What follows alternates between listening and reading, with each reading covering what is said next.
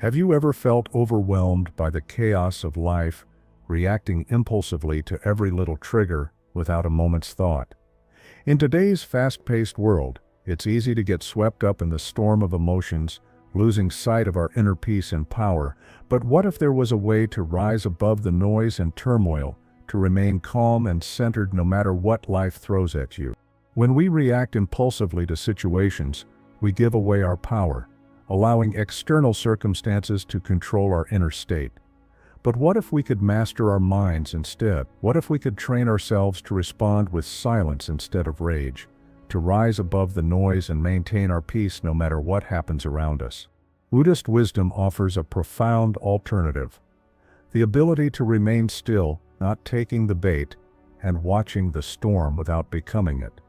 As the Buddha once said, "You will not be punished for your anger, you will be punished by your anger." These words hold a powerful truth that can transform the way you react to the world. This is the essence of Buddhist wisdom: to achieve a state of being untouchable, unshakable, and deeply calm. The teachings we're about to explore will guide you on this transformative journey. If you're tired of being triggered, if you're ready to take back your power and find lasting peace, then listen closely. These 7 powerful lessons will change the way you react to the world forever. The first lesson is about detachment, not from love or compassion, but from expectations and control. Most people live like leaves in the wind, tossed around by opinions, emotions, and circumstances they cannot control. One harsh word or small failure can shatter their mood and make them question their worth. This happens because they're attached to approval, success, comfort, reputation, and outcomes. Buddhism refers to this as upadana, or clinging, and it's the root of suffering. The Buddha taught that suffering doesn't come from what happens to us, but from how tightly we cling to what we want to happen. We cling to being liked, to being right, to being in control, and every time life doesn't meet our expectations, our peace is shattered. But when we practice detachment, something remarkable happens. We realize that nothing outside of us has the power to disturb our inner stillness unless we give it that power. Detachment doesn't mean you stop caring. It means you care deeply but with wisdom. You show up with love, act with intention, but no longer tie your identity to the result. Whether someone praises you or insults you, it doesn't move you. Your center remains still. This is not coldness. This is clarity. When you stop reacting emotionally to everything, you create space. And in that space, peace grows. Imagine being like a tree in a storm, rooted, calm, and unshaken. If someone insults you, you don't need to respond because you understand their words are a reflection of them, not you. If someone praises you, you smile the same way because you know your value was never based on what anyone thought in the first place. This is inner power. The person who no longer depends on anything external to feel okay becomes untouchable. You don't react, you don't resist, you observe, breathe, and let go. In that letting go, you stop being controlled by the world and start mastering yourself. That's when true peace begins, and from that peace, unshakable power rises. The journey to becoming untriggerable starts with understanding these profound teachings and applying them in your daily life. Are you ready to begin? Lesson 1. Detachment is the key to inner power. In the heart of Buddhist philosophy lies a profound concept known as upadana, which translates to clinging or grasping. This isn't merely a philosophical abstraction. It's a vivid description of a common human experience.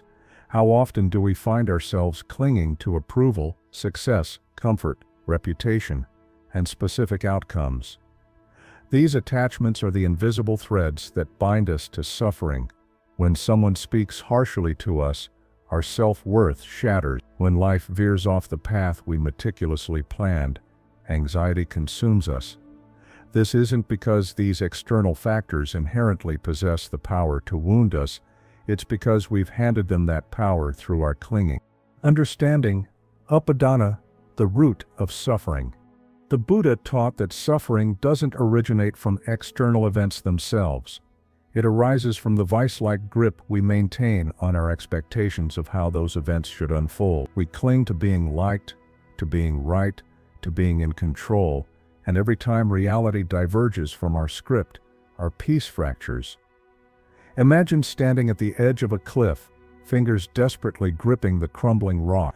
The fall isn't inevitable until we refuse to release our hold on something that was never solid ground to begin with.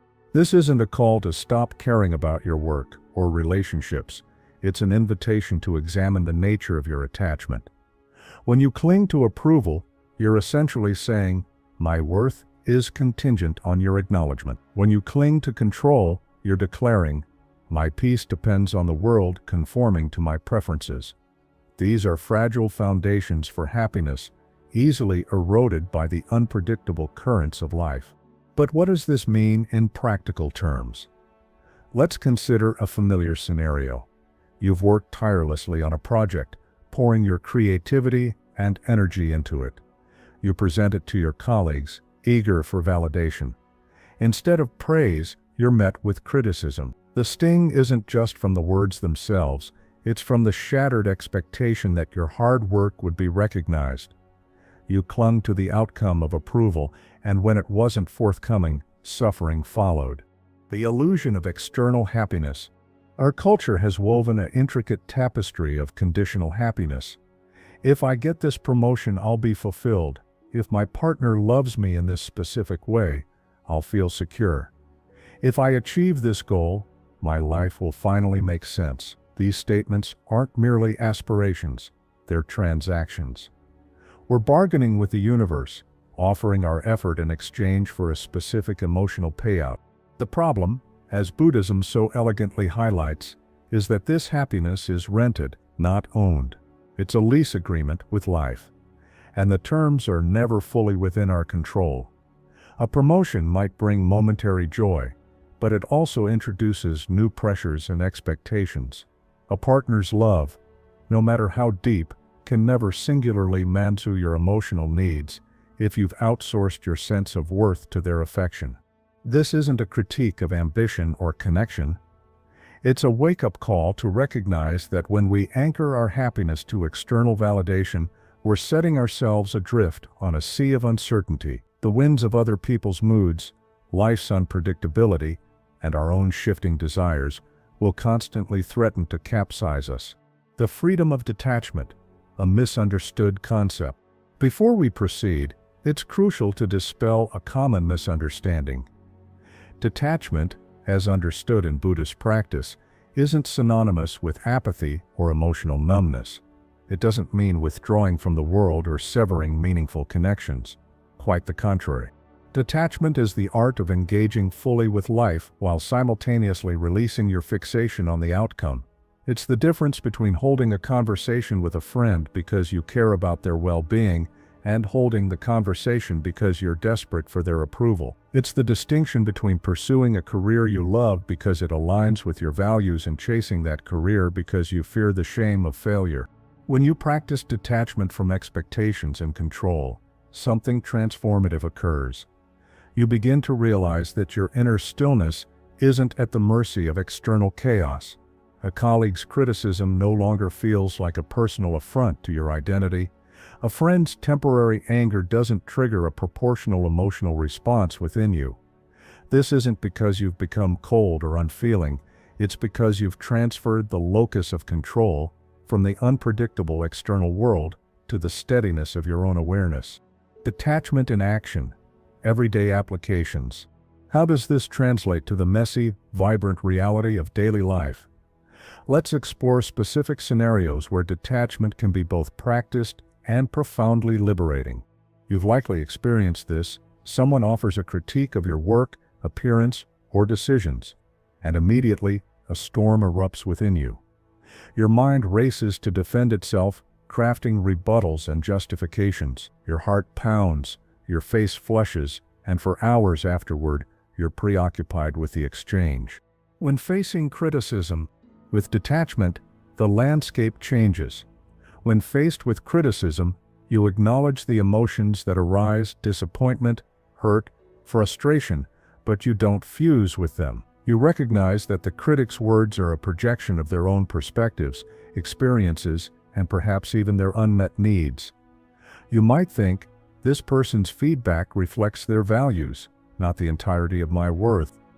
You respond thoughtfully rather than reactively, preserving both your dignity and your peace.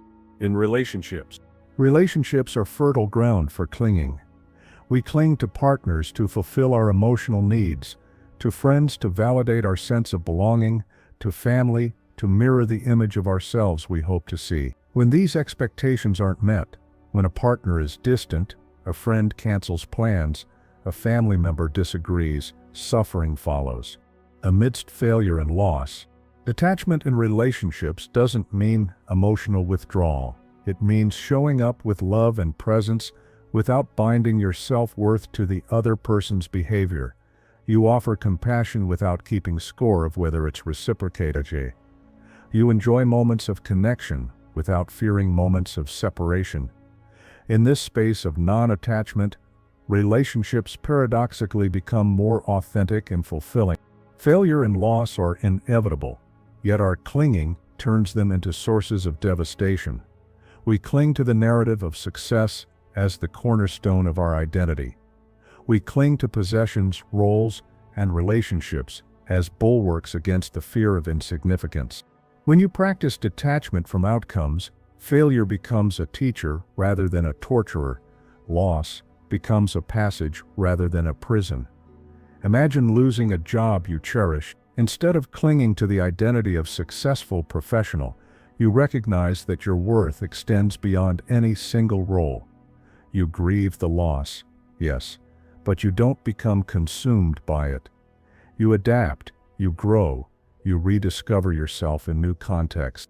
Detachment isn't a destination marked by a sudden, enlightened detachment from all worldly concerns.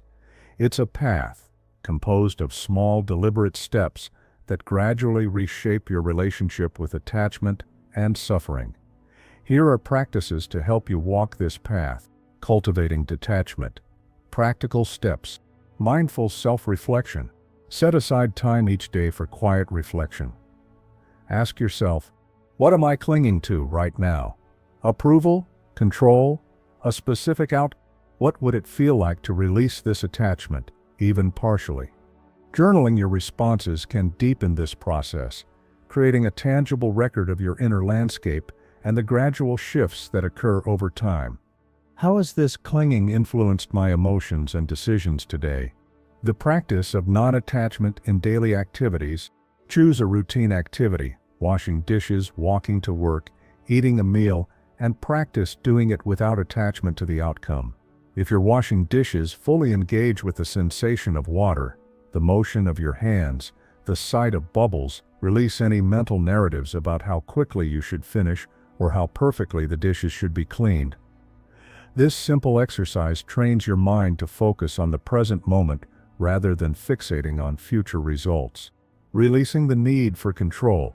Identify an area of your life where you often struggle to relinquish control, perhaps a collaborative project at work or a family decision. Consciously choose to step back, allowing others to take the lead.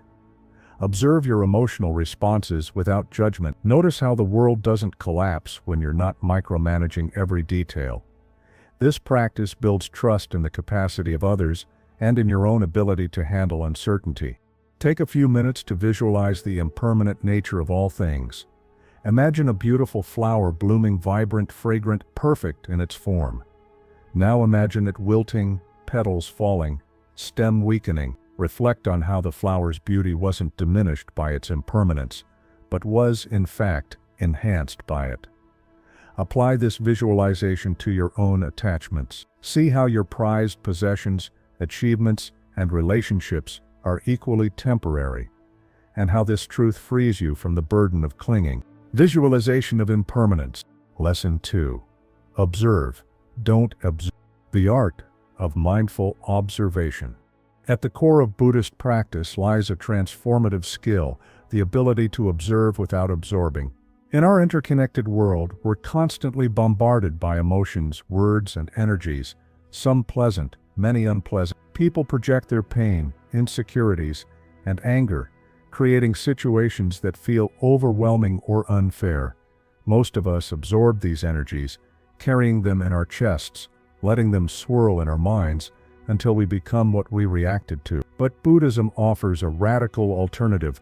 We can observe the storm without becoming it. This isn't a passive approach, it's an active practice of mindfulness rooted in the understanding that you are not your thoughts or emotions. You are the awareness behind them, the silent observer that remains steady no matter how loud the mind becomes. When someone speaks with anger, you notice the anger, but don't catch it. When criticism comes your way, you observe its impact on your body and mind, but don't fuse with the reaction. This distinction between observing and observing is the foundation of inner freedom. Why we absorb: the habit of emotional reactivity. Our tendency to absorb external energies is deeply ingrained. Evolutionarily, it made sense. Our ancestors needed to react quickly to threats. Anger could signal danger, fear could trigger life-saving flight. But in modern life, this reactivity often works against us. A colleague's sharp remark triggers a cascade of self-doubt. A stranger's rudeness ignites fury. We absorb these energies not because they're inherently harmful, but because we've trained ourselves to do so over years of unexamined responses. This absorption has consequences. When we take on others' emotions, we become emotionally exhausted. We carry the weight of their pain, their anger, their stress. We react in ways that perpetuate cycles of negativity, returning anger with anger, defensiveness with defensiveness. The world becomes a mirror, reflecting back to us the chaos we've absorbed. And in this chaos, our peace is constantly at risk. The neuroscience of observation versus absorption. Modern science aligns with ancient wisdom here. Neuroimaging studies show that when we react emotionally to a stimulus, the amygdala, a brain region involved in processing fear and anger, becomes hyperactive. This triggers a fight-or-flight response, flooding our bodies with stress hormones. But when we observe without absorbing, something different happens. The prefrontal cortex, responsible for rational thought and emotional regulation, engages. This creates space between stimulus and response, allowing us to choose how we react. Mindfulness practices, like Vipassana meditation, strengthen this neural pathway. By repeatedly choosing observation over absorption, we rewire our brains. Over time, the amygdala's reactivity diminishes, and the prefrontal cortex becomes more dominant. We're no longer slaves to our immediate emotional impulses. We become, in a very real sense, emotionally resilient. Practical applications: observing in daily life. In personal relationships, think of a moment when a loved one snapped at you. Perhaps they were stressed from work, frustrated with a situation unrelated to you.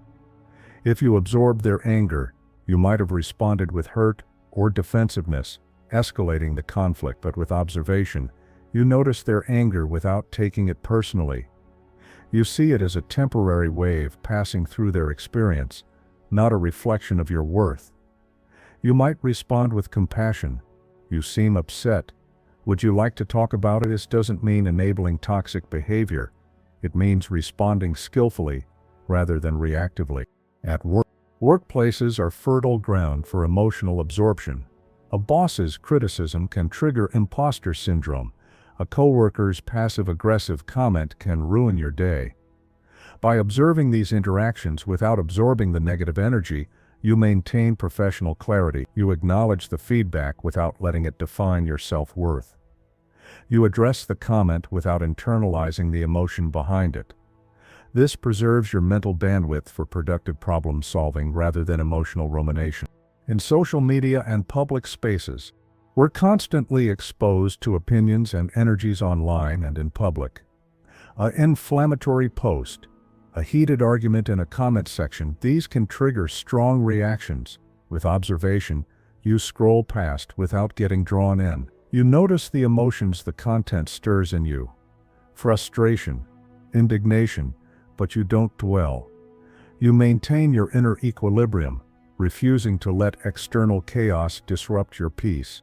The practice of vipassana meditation. Vipassana, or insight meditation, is a powerful tool for cultivating the ability to observe without absorbing. Here's a simplified version of the practice. Sit comfortably. Find a quiet space where you won't be disturbed. Sit in a posture that's alert yet relaxed. 2. Focus on the breath. Bring your attention to the sensation of breathing. Notice the coolness of the air as you inhale, the warmth as you exhale. Don't force deep breaths, simply observe the natural rhythm. Observe thoughts and sensations. When thoughts arise, and they will note them without judgment. Label them mentally as thinking and return to the breath. If physical sensations arise, itching, tingling, discomfort, observe them in the same way, note sensation, and return to the breath. 4. Create space. The goal isn't to eliminate thoughts or sensations, but to create space between them and your reaction to them. With practice, you'll notice that thoughts and sensations come and go like clouds in the sky, leaving no trace if you don't grasp. 5. Practice regularly. Even 5 minutes a day can yield noticeable changes. Consistency is more important than duration. Common challenges and solutions. Challenge 1. I can't stop my mind from wandering. Solution. This is normal. The mind's tendency to wander is called monkey mind in Buddhist tradition. When you notice it, gently return to the breath. Each return is a victory, a strengthening of your observer muscle. Challenge 2. Observing feels cold or disconnected. Solution. Observing isn't about shutting down emotions, but about relating to them differently. You can observe sadness, for example, while still acknowledging its presence. Think of it as holding the emotion gently in your awareness rather than being consumed by it. Challenge 3. I'm afraid I'll become passive if I don't react. Solution. Observing without absorbing doesn't mean inaction. It means responding skillfully. Sometimes the wisest response is silence, or a later, thoughtful reply. Other times it's decisive action, but action rooted in clarity rather than reactivity. Deepening the practice. Metaphors for understanding. The still lake metaphor. Imagine a lake so still it mirrors the sky perfectly. When a stone is thrown in, ripples form, but they always return to stillness. Your mind is like this lake. Emotions and thoughts are the ripples. With practice, you can watch them arise and fall without losing the stillness beneath. The burning coal metaphor. If someone hands you a burning coal, you have a choice: grab it and be burned, or refuse it and walk away. Absorbing others' negative energy is like grabbing the coal. Observing is like recognizing what it is and letting it be. The transformative power of observation.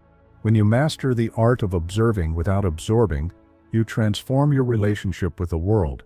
You become like a mirror, reflecting experiences without retaining them. People may project their pain onto you, but it slides off without leaving a mark. Challenges arise, but they no longer derail your inner peace. This isn't about becoming emotionless, it's about becoming emotionally wise. You experience the full spectrum of human feeling: joy, sorrow, anger, fear. But you don't become imprisoned by them. You observe, you breathe, you respond from a place of clarity, and in doing so, you reclaim your power. If I were to expand this into 2,000 words, I would elaborate each section with more detailed examples and research. 2. Add subsections on how different cultural contexts influence our tendency to absorb emotions. 3. Include interviews or case studies, hypothetical or real, of people who've transformed their lives through this practice. 4. Explore related psychological concepts like emotional contagion and how observation mitigates it. Provide a 30-day challenge for practicing observation in daily life, with daily prompts and reflections. Lesson 3. The power is always in the pause.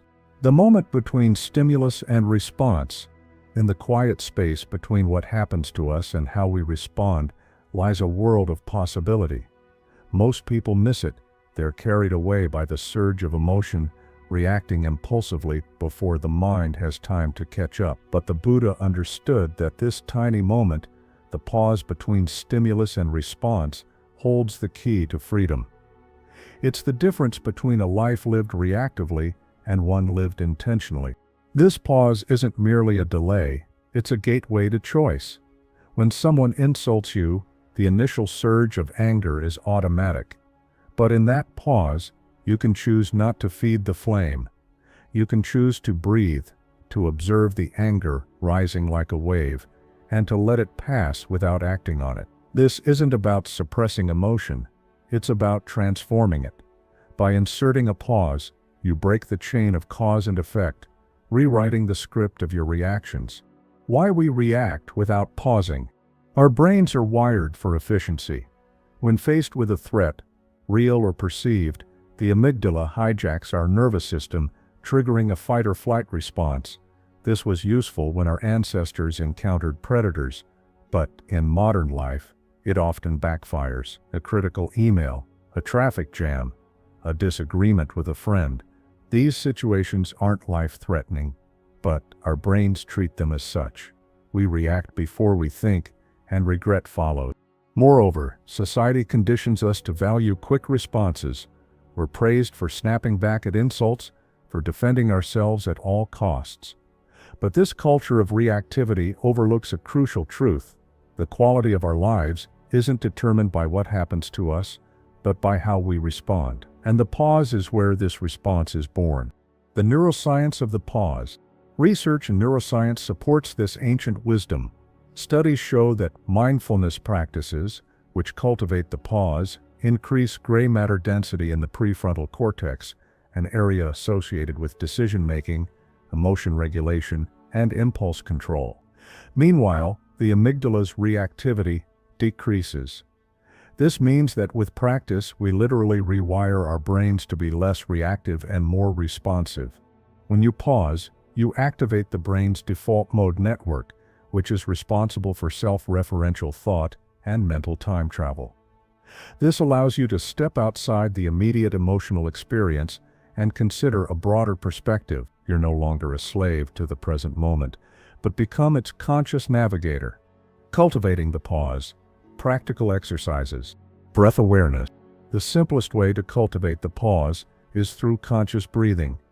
When triggered, immediately direct your attention to your breath. Notice its rhythm, depth, and texture. Count each inhale and exhale slowly. Inhale 1, exhale 1, inhale 2. Continue for 10 breaths. This anchors you in the present moment, creating space between stimulus and response. The STOP technique, a practical acronym from Mindfulness-Based Stress Reduction, MBSR. Stop what you're doing. Take a breath. Observe what's happening in your body and mind. Proceed with awareness. This technique can be practiced anywhere, during a heated conversation, in traffic, or when opening a difficult email. It's a micro-pause that interrupts the reactivity cycle. Meditation on the pause. Set aside dedicated time for this practice. Sit comfortably with your eyes closed. Visualize a scenario that typically triggers you, e.g., someone criticizing your work. Allow the initial emotional response to arise. 4. Focus on the physical sensations of this emotion. Tightness in the chest, heat in the face. Now mentally insert a pause. Imagine a gap opening between the emotion and your response. In this gap, whisper to yourself, I choose how to respond. 7. Notice how the emotional intensity diminishes. Repeat this meditation daily for 2 weeks. You'll likely notice a marked difference in your ability to pause during real-life triggers. The transformative power of the pause. The pause isn't just a moment of delay, it's a catalyst for transformation. Here's how. Breaking the cycle of suffering. Most suffering begins with unexamined reactions. We say things we don't mean, act on impulses we later regret. Each reaction reinforces neural pathways, making future reactions more likely. But when you insert a pause, you break this cycle. You introduce novelty into the nervous system, allowing new pathways to form. Over time, reactivity diminishes, and responsiveness becomes your default mode. Developing emotional intelligence. Emotional intelligence, the ability to recognize, understand, and manage your own emotions and those of others, thrives in the pause. When you pause, you gain clarity about what you're feeling and why. You can identify anger masking hurt, fear disguised as aggression. This self-awareness allows you to respond in ways that honor your emotions without being controlled by them. Enhancing relationships. In relationships, the pause is a gift. It prevents reactive words from creating lasting wounds. When a partner expresses frustration, the pause allows you to hear their pain rather than defending against it. It transforms conflicts from battlegrounds into opportunities for connection. Over time, this habit of pausing can rebuild trust and foster deeper intimacy. Common challenges in cultivating the pause. Challenge 1. I forget to pause in the heat of the moment. Solution: prepare in advance. Identify common triggers and mentally rehearse pausing. Create external reminders, sticky notes with "breathe" written on them, or a wristband that serves as a tactile prompt. The more you practice pausing when untriggered, the more likely you'll remember to do so when triggered. Challenge 2. Pausing feels unnatural or forced. Solution: start small. Even a half-second pause is a victory. Gradually extend it as you become more comfortable. Think of it not as an interruption but as a reset, a moment to gather resources before responding. Challenge 3. I worry that pausing will make me appear weak or indecisive. Solution: the pause isn't about inaction but about wise action. When you respond from a place of clarity, your words and actions carry more weight. People may initially misinterpret the pause, but over time, they'll recognize it as a sign of strength and self-assurance. The pause as a spiritual practice. In Buddhist tradition, the pause is more than a psychological tool. It's a spiritual practice. It's the moment when you remember your true nature as awareness, separate from the drama of thoughts and emotions. Each pause is a mini awakening, a return to your center. Over time, these moments accumulate, gradually revealing the steady light of your awareness beneath the waves of reactivity. The ripple effect of the pause. The benefits of cultivating the pause extend beyond your personal well-being. When you pause, you model a different way of being in the world. Your calm response to provocation can de-escalate conflicts and inspire others to do the same. In a culture increasingly defined by reactivity, the pause becomes a revolutionary act, a silent assertion that peace is possible, one moment at a time. If I were to expand this into 2,000 words, I would include more detailed neuroscience research on how the pause affects brain plasticity. 2. Add case studies of individuals or organizations that transformed their communication through pausing. 3. Explore cultural variations in how the pause is perceived and valued. 4. Provide a 14-day challenge with specific exercises for each day to strengthen the pause. Discuss philosophical perspectives on free will and how the pause relates to it. Lesson 4. Let the fire burn out on its own. The flame of anger and the art of non-fuel. In the intricate dance of human interactions, anger often emerges as a blazing flame, threatening to consume all in its path. When someone directs anger toward us, our instinctual response is to mirror it, to meet fire with fire, as if our own fury could somehow extinguish theirs. But this is a misconception. Anger, like any fire, requires fuel to sustain itself. When we react with our own anger, we're not dousing the flames, we're feeding them, creating a conflagration that engulfs both parties. The Buddha's wisdom offers a radical alternative. Let the fire burn out on its own. This doesn't mean passively accepting abuse or injustice. It means refusing to add fuel to the flames. When someone hurls anger at you, They're handing you a torch filled with their own pain, frustration, and suffering. You have a choice: grab the torch and let it consume you, or let it fall to the ground, where it will eventually die out, starved of the oxygen it needs to thrive. This practice of non-fuel isn't about suppressing your emotions or allowing others to walk over you. It's about recognizing that responding to anger with anger only perpetuates the cycle of suffering. It's about choosing, with conscious awareness, to break that cycle and protect your inner peace. The nature of anger: a temporary storm. Anger, like all emotions, is impermanent. It arises from a complex interplay of factors: unmet needs, past hurts, miscommunication, fear, and it will subside given time and the absence of fuel. When someone is angry with you, their anger is more about them than it is about you. It's a reflection of their internal state, their unmet expectations, their suffering. Recognizing this doesn't mean minimizing the impact of their words or actions on you. It means understanding that their anger isn't a permanent fixture. It's a temporary storm passing through their consciousness. When you refuse to engage with their anger, you're not ignoring it. You're allowing it to exist without validation. Without the oxygen of your reactive response, you're creating space for it to run its course naturally, without escalation. This isn't weakness, it's a profound form of strength, rooted in self-awareness and emotional mastery. The cost of engaging with anger. When we meet anger with anger, we pay a steep price. The immediate gratification of venting our frustration is followed by a cascade of negative consequences: emotional exhaustion. Anger is draining.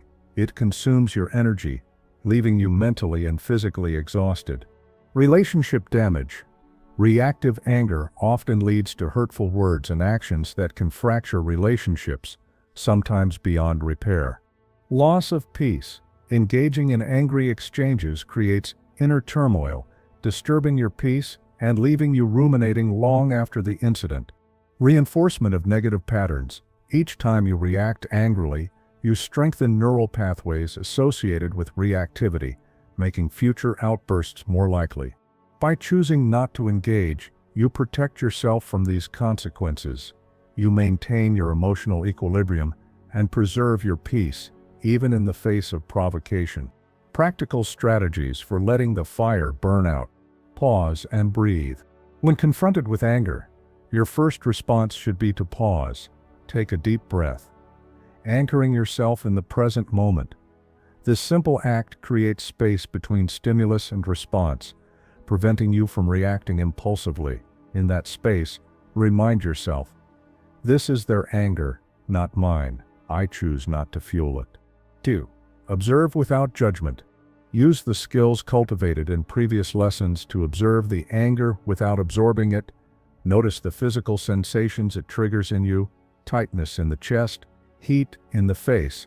Acknowledge them without judgment, then let them pass. Recognize that the anger is a wave, and waves eventually recede. 3. Respond with compassion. Compassion isn't about condoning hurtful behavior. It's about recognizing the humanity of the person behind the anger. Ask yourself, what pain is this person experiencing that's causing them to lash out? This doesn't excuse their actions, but it can shift your perspective, allowing you to respond from a place of understanding rather than defensiveness. For practice strategic silence. Sometimes the most powerful response is no response at all. When someone is angry, especially if they're not open to dialogue, silence can be a profound act of non-fuel. Let their words land without engaging. This doesn't mean ignoring the situation entirely. There may be a time for conversation later, once emotions have cooled. But in the heat of the moment, silence preserves your peace and prevents escalation. 5. Set boundaries without hostility. Letting the fire burn out doesn't mean allowing others to disrespect or abuse you. You can set firm boundaries without adding fuel to the flames. Use calm, assertive language. I understand you're upset, but I won't engage when you're speaking to me this way. Let's revisit this conversation when we're both calm. 6. Redirect the conversation. If appropriate, gently steer the conversation toward constructive dialogue. Acknowledge the person's feelings without validating their anger. I see you're frustrated. Let's figure out how we can resolve this together. This shifts the focus from emotion to solution, depriving the anger of its momentum. The metaphor of the burning coal. The Buddha once offered a powerful metaphor. If you hold on to anger, you're like a man who picks up a burning coal with the intent of throwing it at someone else. He's the one who gets burned. When someone hands you a burning coal of anger, you have a choice. You can grab it, letting the flames consume you, or you can let it drop. Letting it drop doesn't mean you're defeated. It means you're wise enough to recognize that engaging with the coal will only hurt you. Similarly, when you refuse to fuel another's anger, you're not allowing yourself to be burned. You're acknowledging that their anger is their responsibility, not yours. You're choosing freedom over entanglement. The long-term benefits of inner freedom. By not engaging with every provocation, you gradually liberate yourself from the tyranny of other people's emotions. You realize that their anger doesn't have to disturb your peace. You become, in a very real sense, emotionally untouchable. Not because you're detached from humanity, but because you've mastered your response to it. 2. Improved relationship. When you stop meeting anger with anger, you transform your relationships. Conflicts become opportunities for growth rather than sources of bitterness. People may initially test you, expecting the same reactive response they're used to. When they don't get it, they often begin to mirror your calm, creating a more peaceful dynamic. 3. Enhanced emotional resilience. Each time you choose not to fuel the fire, you strengthen your emotional resilience. You develop what psychologists call emotional hardiness, the ability to navigate stress and conflict without being overwhelmed. This resilience serves you not just in interpersonal conflicts, but in all areas of life. Breaking generational cycles. Unaddressed anger has a way of perpetuating itself across generations. Parents who frequently lash out at their children may raise adults who do the same. By choosing not to fuel anger, you interrupt this cycle. You model a different way of handling conflict, one rooted in peace and self-control for those around you. Addressing common concerns. Concern 1. Won't people see me as weak if I don't react? This is a common misconception. In reality, choosing not to engage with anger requires immense strength and self-control. It's far easier to react impulsively than to respond mindfully. When others see you consistently maintaining your peace, they may initially misinterpret it as weakness. Over time, however, they'll recognize it as a form of strength, quiet, unshakable, and powerful. Concern 2. What if the situation requires a firm response? There's a difference between fueling anger and addressing injustice.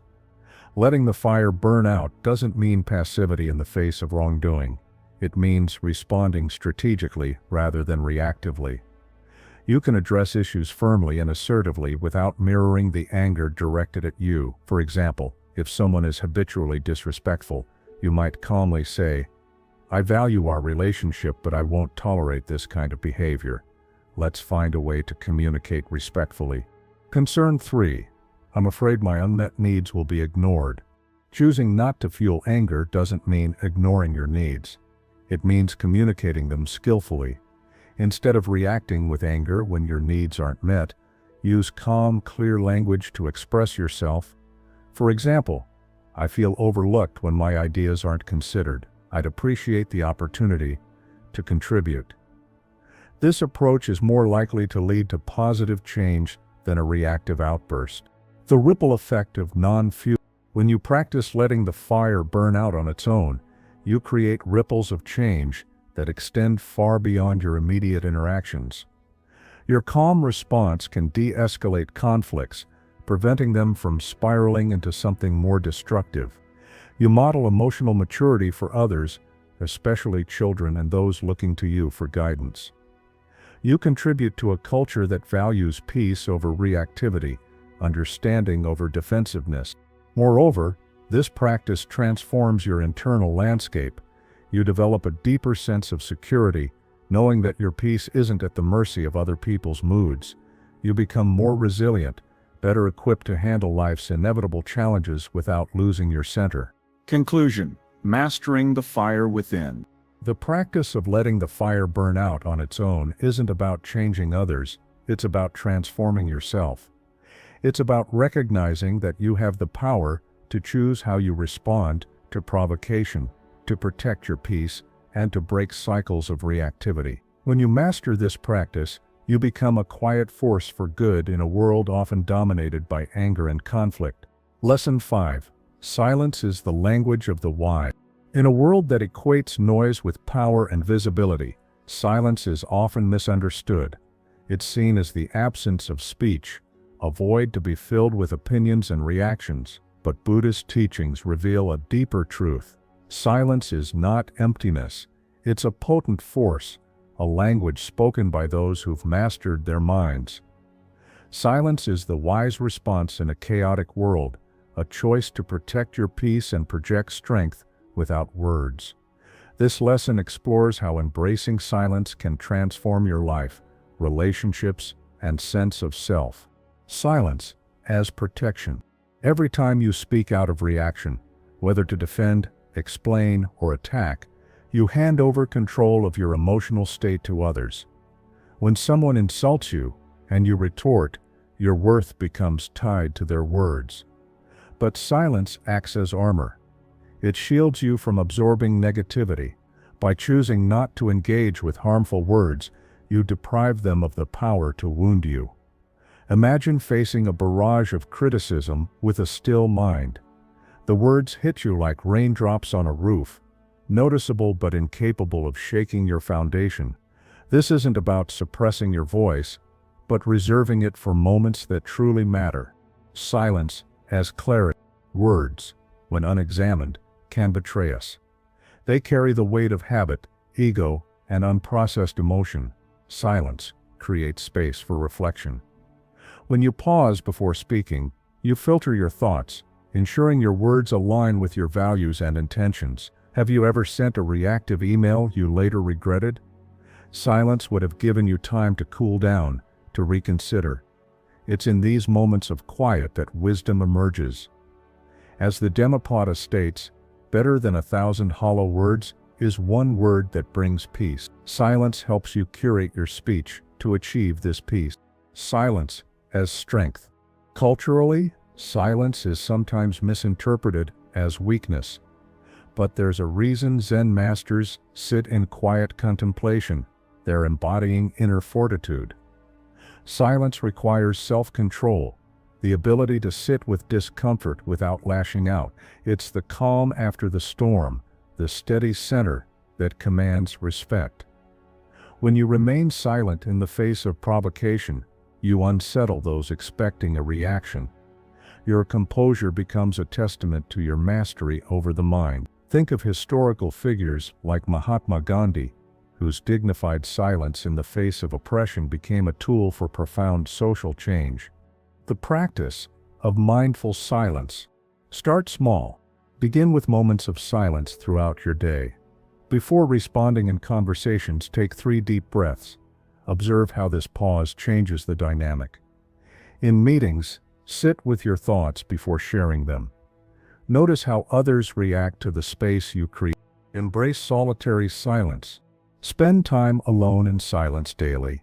Turn off screens, music, and podcasts. Sit with your thoughts, allowing discomfort to arise without immediately distracting yourself. This practice builds your tolerance for silence and helps you distinguish between essential and idle speech.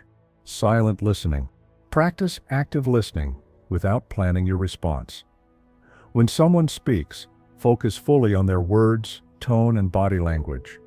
Resist the urge to interrupt or formulate a reply. This not only honors the speaker, but also trains you to engage mindfully when you do speak. Reflective writing. If remaining silent feels challenging initially, channel your thoughts into writing.